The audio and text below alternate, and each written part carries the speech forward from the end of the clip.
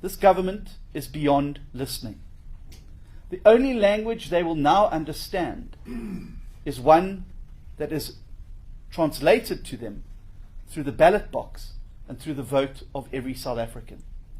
And that is why it is so fundamentally important that every South African, regardless of whether they're in Putujaharba or whether they are in Pretoria, whether they are in Durban or Dullstroom, needs to make absolutely sure that they are correctly registered to vote, and they can do so by checking our website that we've set up, check.da.org.za. Because the power in the next 12 months will only lie with people who are registered to vote.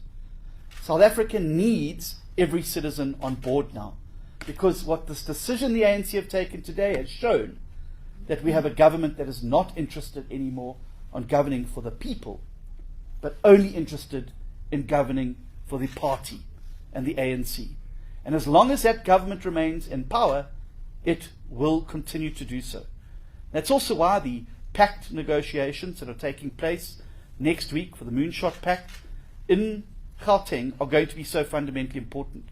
Because for the first time since the dawn of democracy in South Africa, the ANC's election next year is not a foregone conclusion. And that the combined opposition, putting aside egos and differences, can work together to not only liberate our country from the nightmare of the ANC, but also to liberate provinces like the Free State, the epicenter of state capture in South Africa. And people can only do so if they are registered to vote. Brings me to the importance of the Free State. As I've said, it has been the epicenter of state capture. State capture was conceived and practiced here before it was expanded at a national level.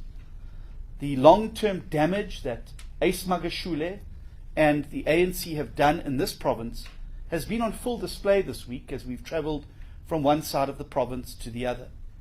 And who has suffered the most because of these terrible acts of corruption and maladministration? It has been the people of Putujaharba, who now have to look over factories that have shut down and jobs that have long gone. It is the people of Machabeng, whose children have to go to school knee-deep in sewage, and whose churches and town squares are flooded with this sewage. It is the farmers trying to eke out a living along the Sand River, who have to contend with sewage pumping and destroying their crops and destroying any opportunity to be able to export those crops. It is the people of Bloemfontein, who have to deal with crumbling infrastructure and maladministration and a merry-go-round of mayors and the rest. It is the people of Harrismith, whose potholed roads and whose electricity problems have put that town's future in jeopardy. It is the thousands upon thousands of rightful beneficiaries of land reform programs that have had the opportunity stolen from underneath them as they've been redirected to connected cadres and the like. And it is the school children of this province who have had every opportunity for them to succeed, stood on, crushed, and damaged by a government in this province that does not care about the state of education and does not care about the school. And that is why it is so fundamentally important that in this next election, an alternative is put onto the table. And to lead those alternatives, we will have premier candidates being fielded in all provinces across South Africa. And because we're a party of the Open Opportunity Society, it's not a simple choice of, well, who's the leader's favorite or who happens to be the stronger faction. We do things differently in the DA. And we have a selection process for sitting premiers as well as aspirant premiers. And it requires them to make a presentation about some of the key challenges in their province and to present that to an independent panel of people from around the party in different provinces to ensure that there can be no baantjies for boeties and jobs for pals.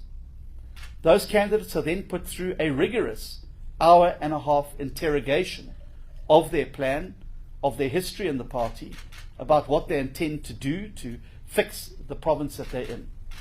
And after that, there is a scoring process, and the person with the highest score is then selected as the candidate. We pride ourselves in the Democratic Alliance on our internal processes and practices, because it is through those processes and practices that we end up with democratically elected and legitimately elected and selected individuals. This is not a party that never has congresses. We hold our leaders to account. This is not a party that chooses people because of their proximity to the leadership or a clique. We choose the best people for the job. And it gives me, therefore, great pleasure this morning to announce that the candidate for Premier for the Democratic Alliance in a province which will be seriously in play next year as ANC factionalism tears this province apart will be our provincial leader in this province, Dr. Roy Jankelson.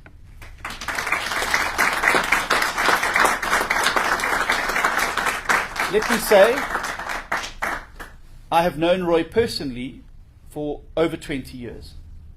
Roy has served in a variety of spheres of government. He was in the National Assembly, but chose to return to the Free State because of an undying passion and commitment to the people and the future of this province. The passion for the Free State and its well-being, as well as the well-being of all of its people, shines through in all of the work that Roy and the team do here in this province.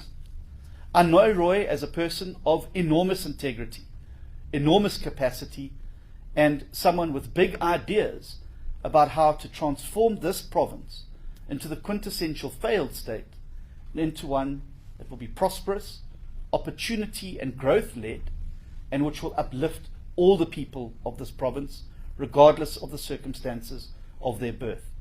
Roy, very proud of you and the work that you've done to date, and I look forward to you carrying the banner of the party forward as we fan out across the Free State, offer the alternative, and show South Africa that tomorrow doesn't have to be as bad as yesterday. Thank you very much.